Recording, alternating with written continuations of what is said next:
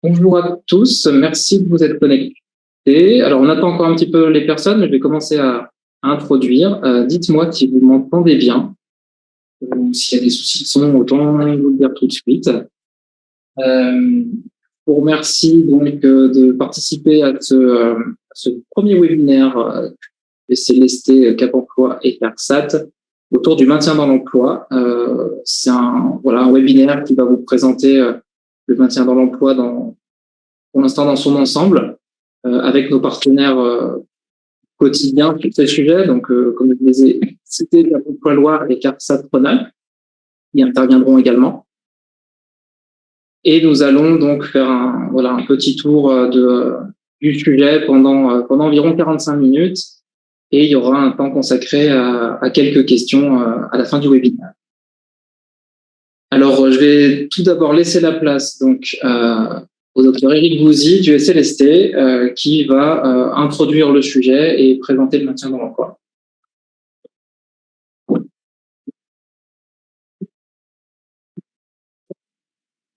Merci beaucoup, bonjour à tous.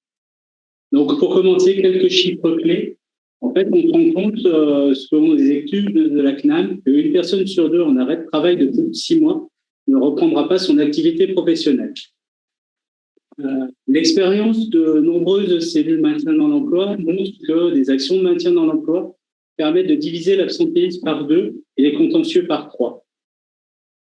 Une chose importante pour les entreprises, c'est le coût indirect de l'arrêt de travail. Il faut savoir que le coût indirect de l'arrêt de travail est multiplié par 3 par rapport à l'arrêt de travail en maladie, voire par 5 en accident du travail, selon les chiffres de la CARSAT.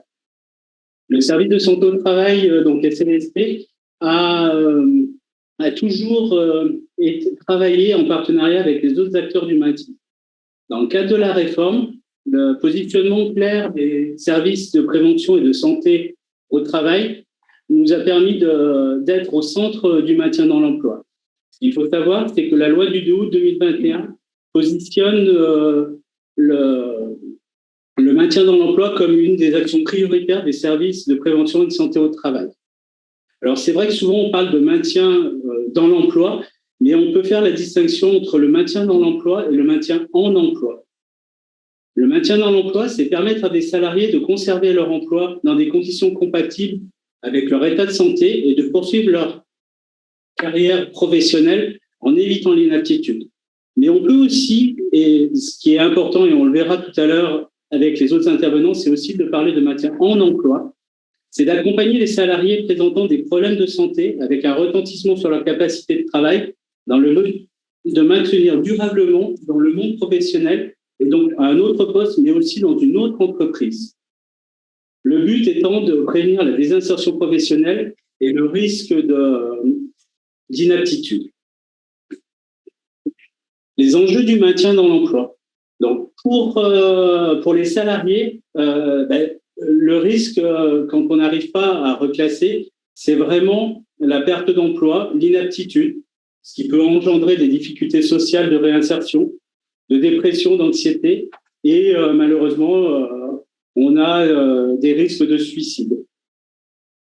Pour l'entreprise, c'est prévenir l'absentéisme, le turnover dans l'entreprise, la dégradation de la productivité, parce que lorsqu'il y a plusieurs salariés en arrêt de travail, on va avoir une difficulté sur la productivité, une démotivation des équipes. Ça peut aller aussi jusqu'à l'atteinte de l'image de l'entreprise. Et on s'en rend compte régulièrement quand on discute avec les chefs d'entreprise, c'est la perte de compétences en cas d'inaptitude sur certains postes très spécialisés.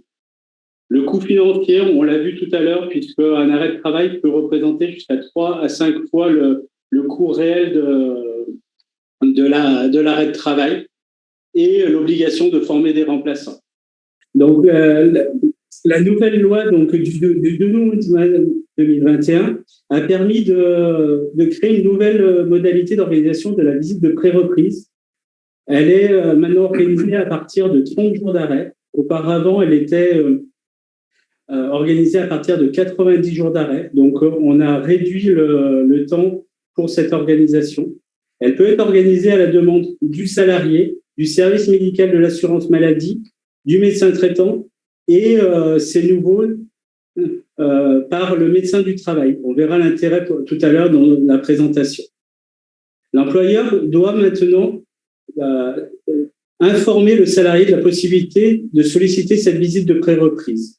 Alors, elle n'est pas obligatoire, mais c'est un des rôles maintenant de l'employeur d'en informer le salarié. Alors, par tout moyen, ça peut être par courrier ou si on a gardé le lien avec le salarié par SMS, par coup de téléphone.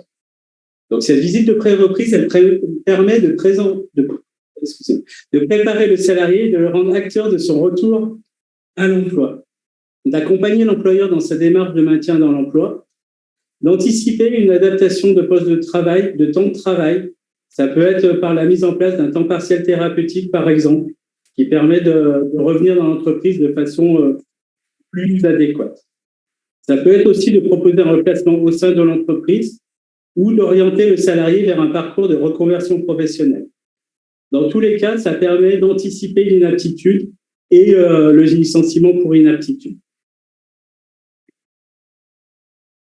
Un nouveau rendez-vous a été mis en place par le législateur, qui est le rendez-vous de liaison.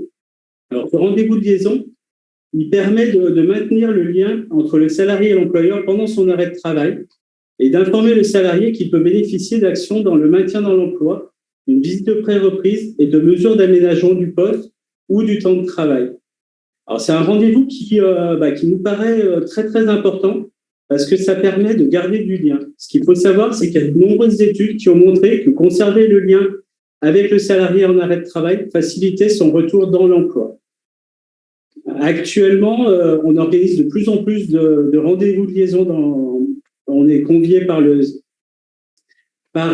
l'employeur ou le salarié à ce rendez-vous de liaison. Et c'est vrai qu'on a de bons résultats par rapport à ce rendez-vous.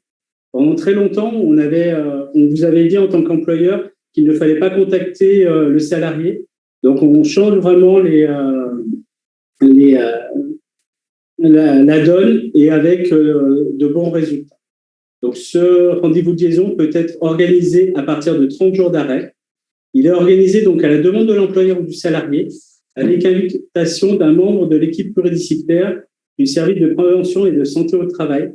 Ça permet notamment aux ergonomes et conseillers en prévention de pouvoir intervenir et faire des études de poste avec la présence du salarié pendant l'arrêt de travail.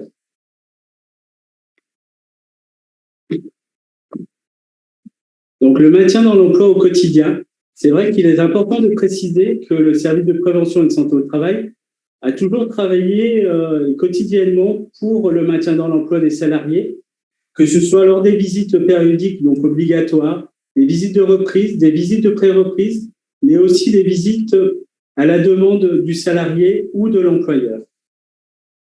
Donc, tout au long de ces visites, on peut proposer des aménagements, des adaptations, transformations du poste de travail ou des aménagements du temps de travail. Donc, ça peut être, par exemple, des aides individuelles, des aides matérielles, techniques et ou organisationnelles. Donc, avec l'intervention d'ergonomes, de conseillers en prévention qui vont étudier les postes de travail, nous faire des retours aux médecins du travail. Ça peut être aussi faire des propositions d'un remplacement professionnel chez son employeur actuel si le salarié n'est plus en mesure d'occuper son poste. Ça peut être aussi une proposition d'une formation pour lui permettre le remplacement dans une autre entreprise, un autre secteur d'activité.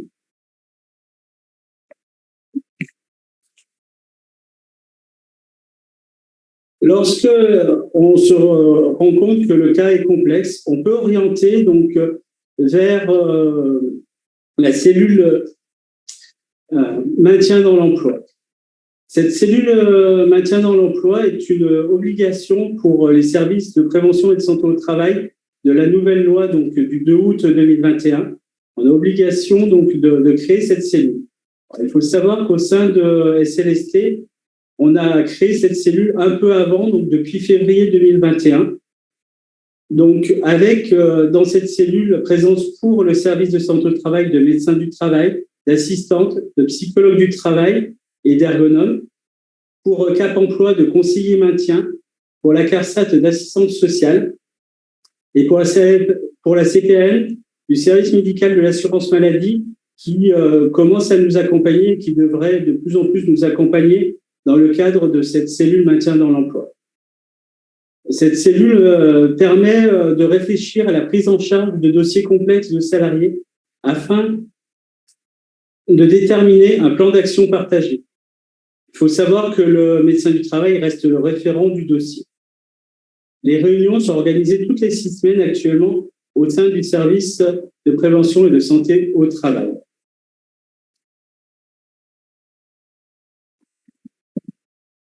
On a souhaité faire part d'un parcours type de maintien dans l'emploi et intégrer l'employeur complètement dans ce parcours type, puisqu'en tant qu'employeur, vous pouvez être complètement acteur du maintien dans l'emploi en informant le médecin du travail des arrêts de plus de 30 jours. En fait, il faut savoir que le service de prévention et de santé au travail n'a pas cette donnée de par l'assurance maladie. Donc, en fait, quand vos salariés sont en arrêt de travail, on n'a aucune indication de ce fait. Donc, il peut être intéressant et je pense qu'il va être important pour anticiper que vous puissiez nous informer des arrêts de travail de plus de 30 jours. Cela nous permettra d'anticiper et de programmer une visite de pré-reprise à la demande du médecin du travail pour que le salarié soit pris en charge le plus tôt possible. Cela nous permettra, comme on l'a vu tout à l'heure, donc, de faire cette visite de pré-reprise, que le médecin du travail analyse la situation avec son équipe pluridisciplinaire, qu'il identifie les solutions et les actions à mettre en place. Ça nous permettra aussi d'échanger donc avec l'employeur pour identifier les aménagements possibles et les postes de reclassement. Et si la situation le nécessite, une redirection donc vers la cellule de maintien dans l'emploi qui est pluripartenaire. Je vais passer la parole à Monsieur Jas, assistant social de la CARSAT. Bonjour à tous ou à tous.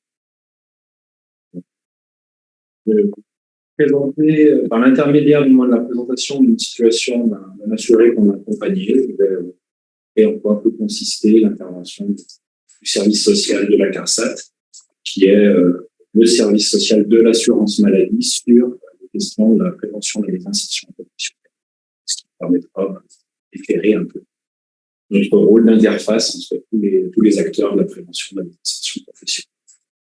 Donc, il s'agit de la situation d'un assuré qui, comme le dit, qui s'appelle Alain, c'est un bien évidemment, secret professionnel, qui est âgé de 42 ans, qui est marié, qui a 2 jeunes enfants à charge, salarié, travaille dans une société de série d'agencement, une vingtaine de salariés depuis 16, et ouvrier polyvalent, je faisais du fait, du plaquage, du coupage, chambre d'assemblage, collage.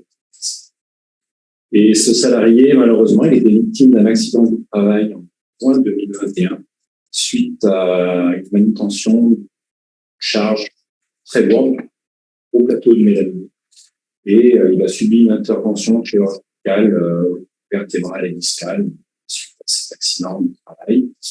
Donc, il a réalisé son parcours de soins, son parcours de convalescence, de rééducation, et à un moment donné, dans son parcours, il a rencontré le service médical de l'assurance maladie, de la médecin conseil de la caisse primaire d'assurance maladie, qui a un conventionnement, un partenariat avec nous, le service social, et nous a orienté dans le cadre de cette prévention de l'insertion professionnelle, nous a orienté l'assuré. Je trouvais intéressant d'indiquer les termes lesquels il faut orienter cet assuré. A priori, pas de poste adapté dans l'entreprise, voire un bilan de compétences.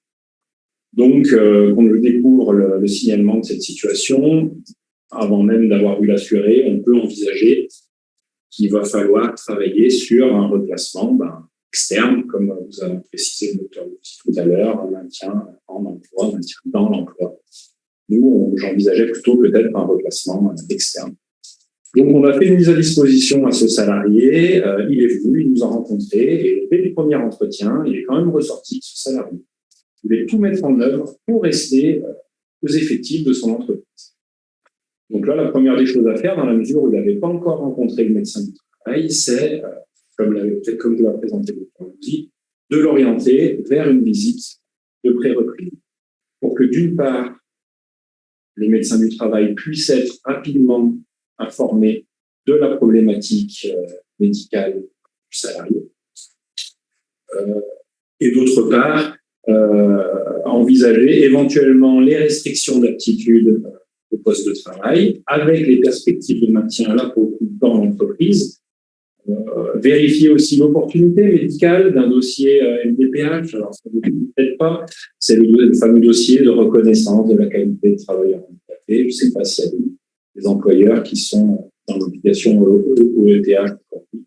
Mais en tout cas, ça peut être aussi un outil, un vecteur de maintien dans l'emploi, mais ça nécessite quand même l'avis des médecins du travail. Et si toutefois le maintien dans l'entreprise, dans l'emploi, n'est pas possible, le médecin du travail peut aussi envisager, anticiper un éventuel risque d'inaptitude au poste de travail. Donc, il a réalisé sa visite de pré-reprise. Et moi, je l'ai revu juste après, parce qu'effectivement, il y a des restrictions d'aptitude sur le poste de charge, répétitif, travailler au-delà du plan des épaules, notamment, qui n'était pas forcément compatible avec son ancienne activité. Donc, je l'ai revu pour la constitution du dossier LVPH, je reconnaissais. Néanmoins, on s'est aperçu à ce moment-là que l'employeur, lui, n'était pas tenu au courant encore de la problématique du salarié. Donc, compte tenu de sa volonté de se maintenir dans les effectifs de l'entreprise, j'ai invité, moi, le salarié, dans le mesure où il avait aussi de bonnes relations avec son employeur, à communiquer directement avec lui sur sa situation. Ça, parce que, comme l'a dit le Dr Louzy, c'est une chose importante quand cela est possible, bien sûr, pas toujours le cas, mais de garder du lien entre les différents acteurs, surtout dans les plus importants entre l'employeur et le salarié. Par contre, compte tenu des restrictions d'aptitude et que le salarié voulait se maintenir aux effectifs, on a dû travailler sur la création d'une fiche de tâches de travail pour pointer ce qu'éventuellement lui pouvait continuer à faire plutôt que de se focaliser sur ce qu'il ne pouvait plus faire. C'est aussi une des méthodologies d'intervention, essayer de mettre en avant les potentialités des salariés, car on part du principe que, hormis le médecin du travail, bien sûr, mais qui mieux que le salarié connaisse ses tâches de travail que son poste. Donc, il a listé toutes ces tâches de travail. Il a ressorti qu'il pouvait quand même continuer à faire pas mal de choses. Donc, du coup, en mettant en avant ces potentialités, en impliquant directement l'employeur et grâce à l'intervention du service de santé au travail, qui est quand même le triptyque d'un maintien dans l'emploi au maintien dans l'entreprise qui est réussi. Tout ça, ça a permis, contrairement à ce qu'on aurait pu penser initialement, d'aménager les tâches de travail par le biais d'un aménagement humain, notamment l'aide de ses collègues d'atelier pour pouvoir réaliser certaines manipulations, faire certaines tâches.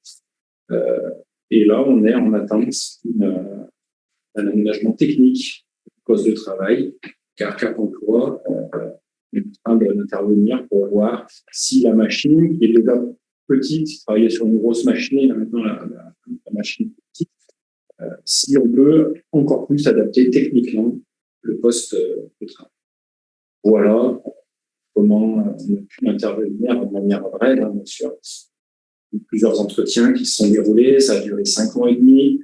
On a réglé les problèmes financiers aussi, parce que parfois les assurés en arrêt de travail peuvent subir une perte de leurs ressources. Bon, là, c'était pas trop le cas parce qu'il était indemnisé en accident du travail, mais en plus de la prévention de l'insertion professionnelle, on a travaillé un tas de choses annexes pour le salarié.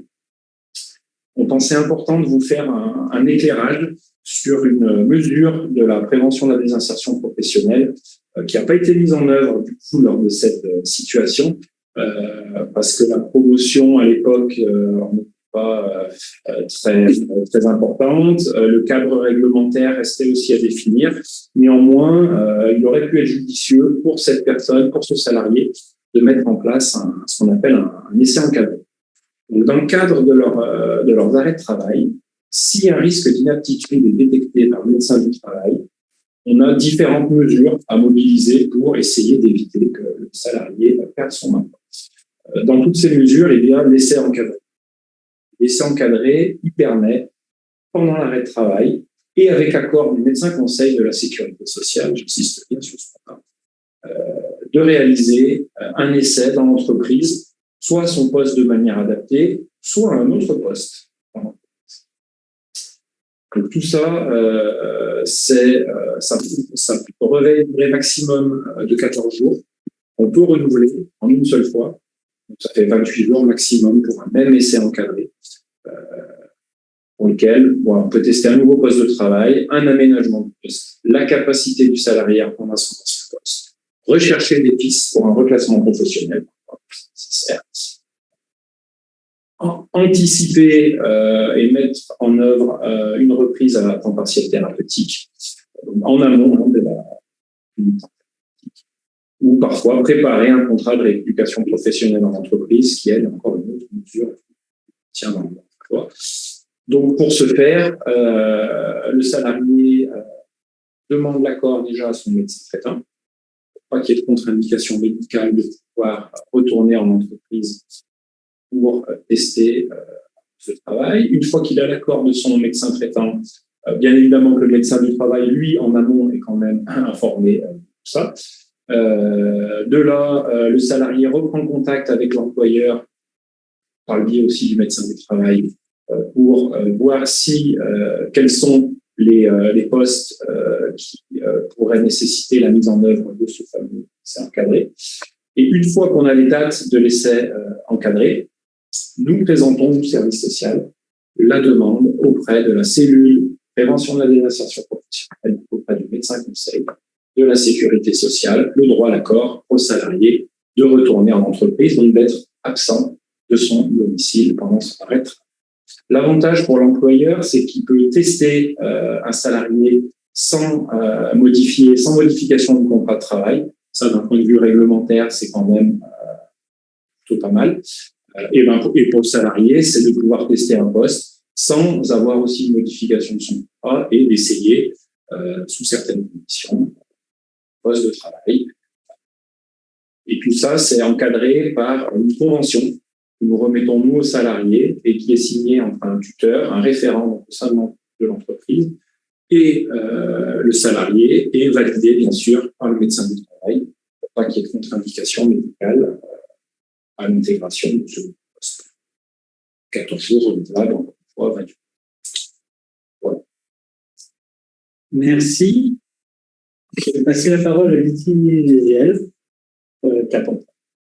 Bonjour à tous. Donc, Cap Emploi, l'objectif de Cap Emploi, c'est de maintenir en emploi des personnes qui sont reconnues travailleurs handicapés, qui sont en situation de handicap, reconnus travailleurs handicapés ou sinon qui souhaitent entreprendre cette démarche-là. Notre travail, c'est vraiment un travail de compensation du handicap et un travail, je dirais, d'accompagnement. Donc, pour ce faire, on se repose sur une méthodologie. Première étape, rencontrer le salarié, faire un bilan vraiment du poste, des restrictions médicales, du handicap. Deuxième étape, rencontrer l'employeur pour bien prendre, je dirais, la mesure des contraintes aussi de l'entreprise et des incidences que peut avoir le handicap sur l'entreprise. Et quand on a une analyse assez précise de la situation, on se retourne vers le service de santé au travail et on échange avec les médecins du travail pour mettre en place un plan d'action. Un plan d'action qui, je dirais, à chaque fois est singulier, qui dépend du type de handicap, du poste occupé.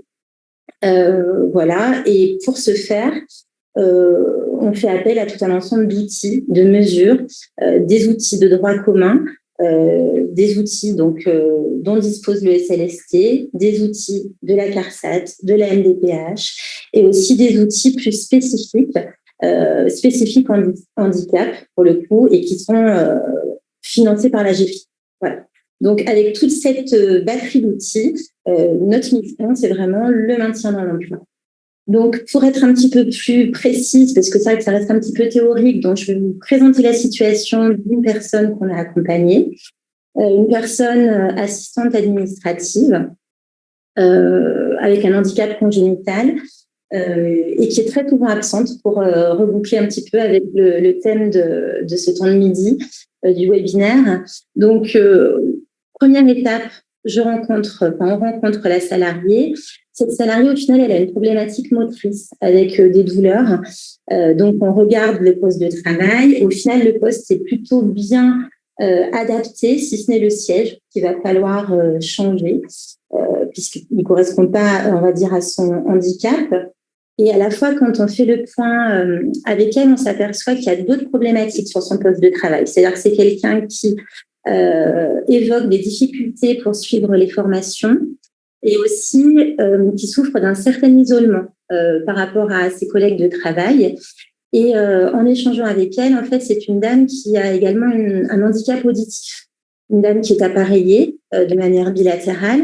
Et en fait, pour entendre, c'est compliqué pour elle puisque ça lui demande beaucoup d'efforts, d'où un comportement un peu de retrait par rapport au collectif de travail. Il se trouve que cette dame, en fait, doit changer son appareillage auditif. Voilà, donc pour la première étape de diagnostic, je rencontre ensuite l'entreprise. Donc l'entreprise, effectivement, donc est partante pour adapter le poste de travail et atteste de la difficulté de cette salariée par rapport au collectif de travail. Troisième étape, j'échange donc avec le service de santé au travail et on se met d'accord sur le fait de aménager le poste de travail au niveau technique avec simplement pour le coup là un fauteuil, dans l'attente de voir comment ça se passe au niveau auditif avec les nouveaux appareils.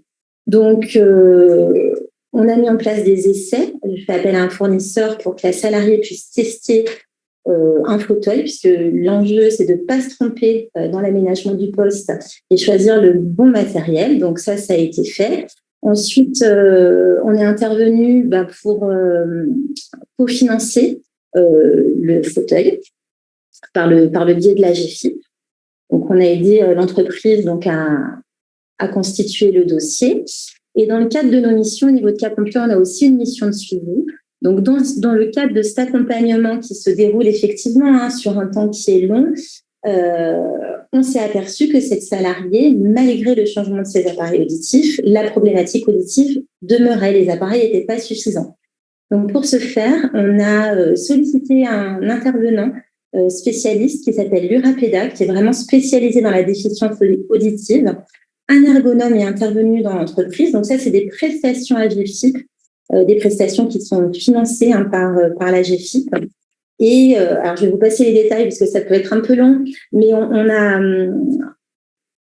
a mis en place une application, un casque, enfin voilà, différents équipements qui ont permis à la salariée d'entendre quand elle suit des webinaires, entendre quand elle est sur des réunions d'équipe, des formations. On est intervenu aussi, comme pour l'aménagement de bureaux, sur un financement des équipements à travers un dossier AGFI. Et en plus de tout ça, l'entreprise, elle a accompagné vraiment la démarche. On était vraiment sur une démarche où tout le monde était volontaire. La salariée, l'entreprise, le médecin, nous, et l'entreprise aussi pour limiter la fatigabilité, parce qu'on est aussi sur une dame qui a vraiment une maladie avec une fatigue importante, eh bien, a mis en place aussi du télétravail pour limiter, c'est une dame qui habitait un peu loin, donc ça limite les trajets. Et je dirais que tout ça, mis bout à bout, ce travail vraiment collaboratif, parce que l'enjeu du maintien, c'est vraiment la collaboration entre tous les partenaires et qu'on aille vraiment tous dans la même direction. On est sur une salariée qui aujourd'hui a un poste adapté et qui est moins absente. Voilà. Merci Lydie. Je vais passer la parole à Lucie Varenne, qui est psychologue du travail et qui intervient donc au niveau de la cellule maintien.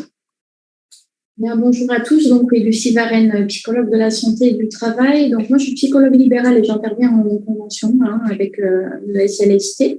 Alors, on ne peut pas parler de maintien dans l'emploi sans oublier la santé mentale, qui est capitale en fait dans cette problématique, autant en termes de prévention qu'en termes d'accompagnement des conséquences que ça peut avoir.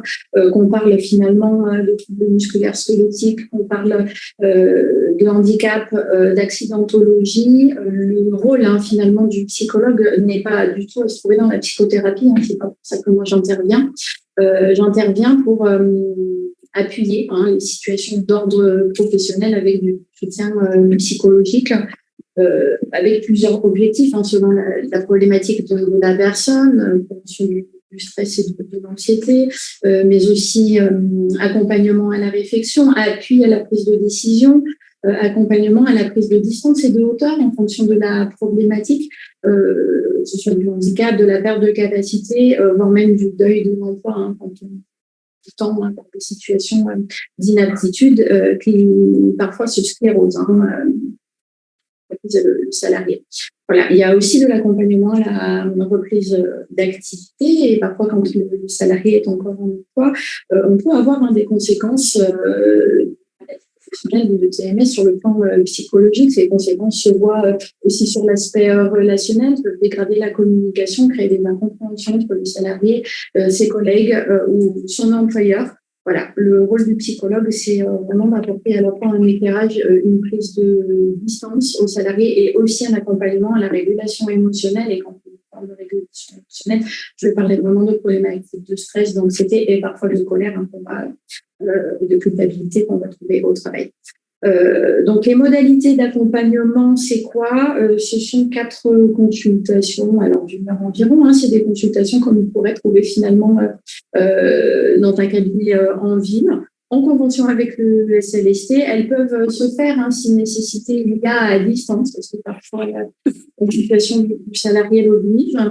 Ce n'est pas à la demande du salarié. Il faut bien passer par la cellule de maintien dans l'emploi pour avoir accès à ces 4 consultations, c'est-à-dire que c'est quand même des situations qui nécessitent un regard pluridisciplinaire, des situations qui sont complexes, pour lesquelles on estime qu'on a des risques pour le salarié, des risques pour l'employeur, et qu'avec une vue globale, on pourrait peut-être améliorer la situation.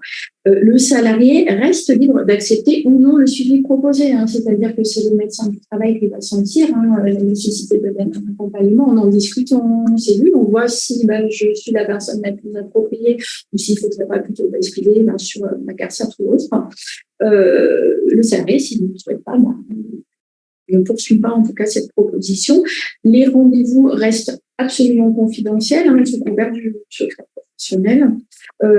Ils sont assurés évidemment dans le respect du code de déontologie du psychologue. L'employeur n'est pas informé de ces rendez-vous. Si le salarié évidemment souhaite en parler à son employeur, ça arrive, il peut le faire.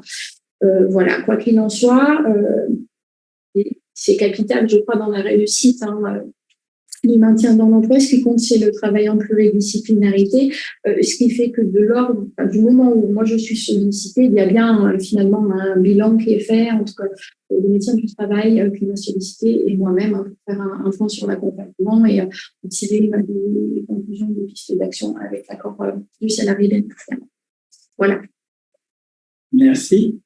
Donc, comme nous l'avons tous présenté, en résumé, la prise en charge, elle doit être précoce. Et plus elle est précoce, et plus on a des chances de réussir.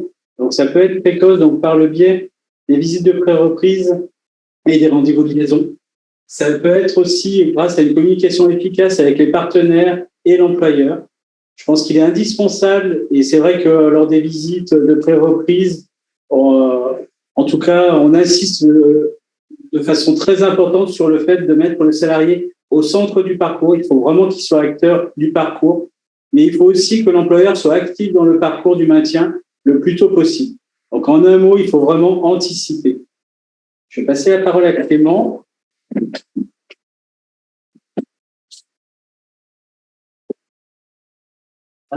Oui, alors avant de conclure, on voulait en profiter pour vous présenter sur le site internet de Sublord Santé au Travail une rubrique qui a été entièrement consacrée au maintien dans l'emploi. Donc, c'est une rubrique qui est nouvelle et qui sera amenée à évoluer donc tout au long de l'année et à vous proposer, selon le besoin, selon vos demandes et selon ce qu'on constate sur le terrain, des outils pour vous aider à vous approprier vraiment les différentes solutions de maintien dans l'emploi, avec nous, avec nos partenaires, avec la cellule. Alors, notre site, je ne sais pas si vous le connaissez tous, donc c'est slst.fr. C'est assez simple. Et dans la rubrique employeur, depuis les différents menus également, on a créé une rubrique sur le maintien dans l'emploi que vous pouvez voir, donc qui vous réexplique une partie des choses que vous avez pu entendre aujourd'hui, qui recite également vos partenaires que sont la CARSAT, que sont Cap Emploi et nos psychologues santé et du travail, et qui vous rappelle aussi que le maintien dans l'emploi, c'est bien une mission quotidienne de support santé au travail. C'est pas quelque chose qu'on fait en plus, c'est ce qu'on fait tous les jours, c'est ce que font tous les médecins quand ils reçoivent quelqu'un en visite.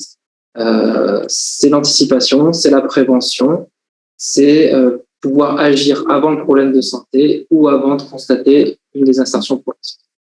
Donc, cette page pour vous aider à comprendre, à vous référer aux différents outils qu'on peut avoir, qu'on peut mettre à votre disposition.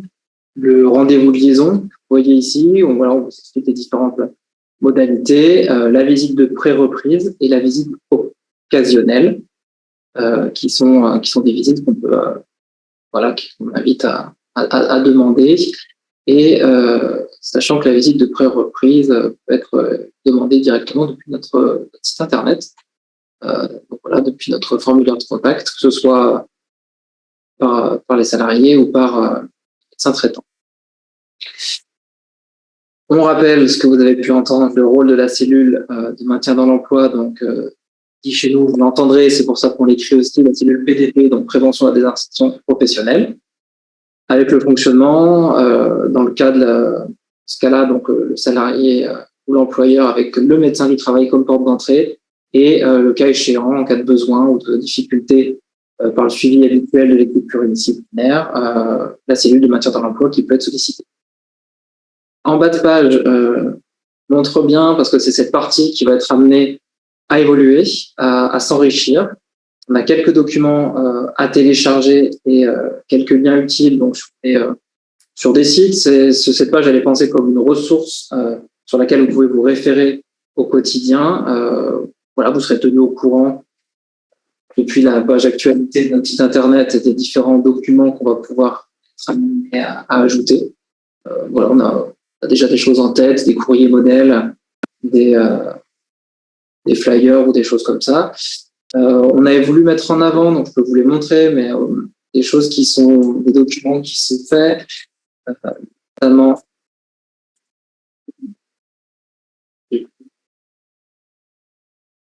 chargé. Un petit document qui est édité par la CARSAT, sur la reprise d'activité, pour dire que la reprise d'activité peut faire partie de votre traitement, du traitement en tout cas du salarié. Donc, il y a quelques documents que vous pouvez diffuser aussi en interne. Celui-ci qui est également important, c'est un petit document, petit flyer qui donne des conseils pour garder le lien avec le salarié pendant son arrêt. Et comme on l'a dit et répété aujourd'hui, c'est la clé de la prévention et c'est la clé du maintien. Tout ça pour vous dire que le site internet du SLST a vocation à vous être utile. Donc, n'hésitez pas à le consulter. Il est enrichi régulièrement de nouvelles rubriques, de nouveaux documents et on l'affine aussi en fonction des différents retours qu'il pourrait y avoir. Donc n'hésitez pas et puis consultez-le régulièrement. Il n'y a pas de risque à le faire. Je vais relaisser la parole à Eric Bouzy pour conclure sur ce webinaire.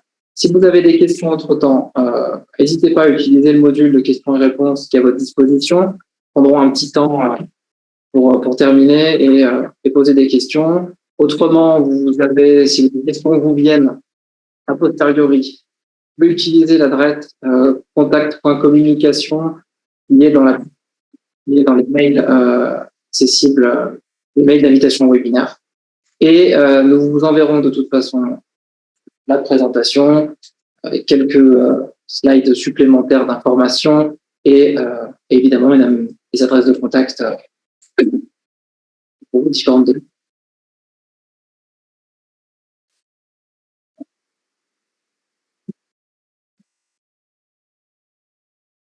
Merci.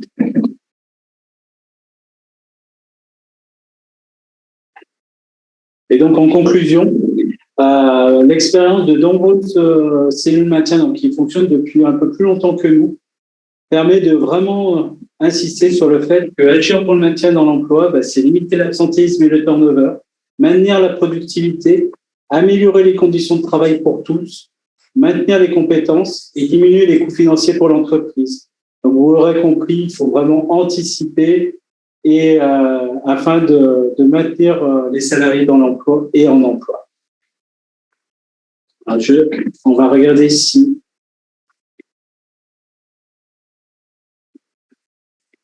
des questions. Il y avait une question si on peut avoir l'envoi du support. Clément a répondu oui, qu'il n'y avait pas de souci pour qu'on vous l'envoie après le webinaire.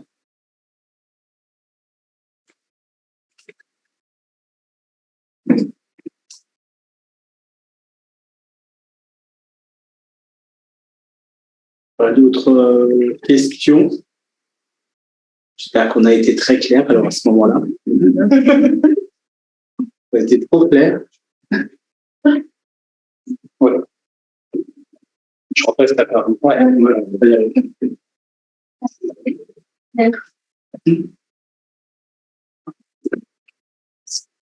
Alors merci beaucoup. N'hésitez pas donc si vous avez des questions, donc on vous envoie en tout cas le support que vous avez pu voir aujourd'hui voilà, il y aura une adresse mail vers laquelle vous pouvez vous tourner si vous avez des questions sur le sujet et on reviendra vers vous, donc n'hésitez pas.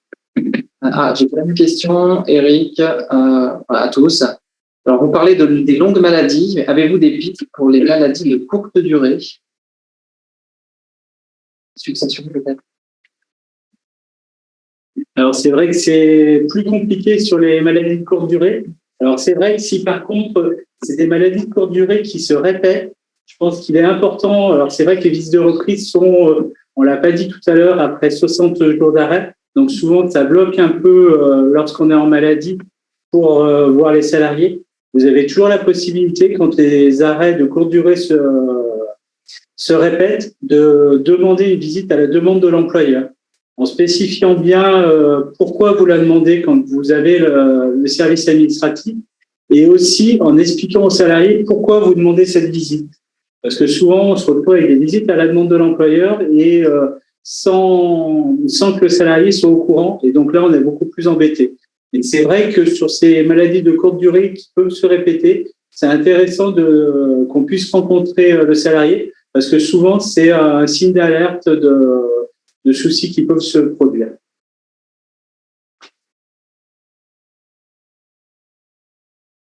Je ne sais pas si j'ai répondu à la question.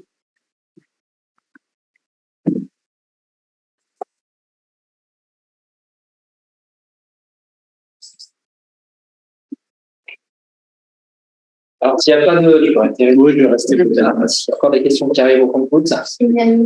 Alors, que faire pour un salarié revenu au travail invité première catégorie? Le lien a été maintenu pendant son arrêt, mais aucune autre démarche. Ouais. Je pense qu'il est important, s'il est revenu en invalidité première catégorie, qu'il ait pu avoir une visite de reprise pour pouvoir qu'il ait pu rencontrer le médecin du travail et voir si son poste est toujours adapté ou s'il fallait une adaptation de son poste de travail. Après, je pense qu'il est important d'échanger avec ce salarié et de voir un petit peu où il en est. Et je pense que l'organisation de la visite de reprise a dû avoir lieu et en tout cas, elle est indispensable pour pouvoir savoir si le salarié peut ou non reprendre à son poste de travail.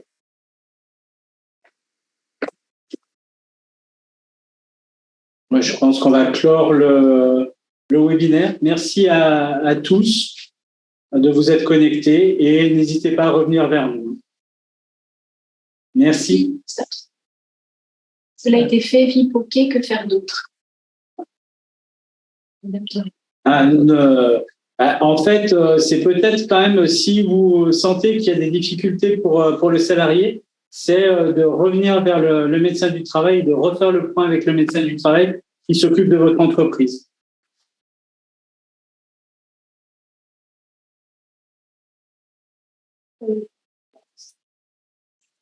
Donc du coup, comme je le disais, si des questions vous viennent a posteriori, n'hésitez pas. Donc vous avez l'adresse d'invitation qui apparaissait sur les invitations donc à ce webinaire, et je vous la remettrai dans l'envoi du support.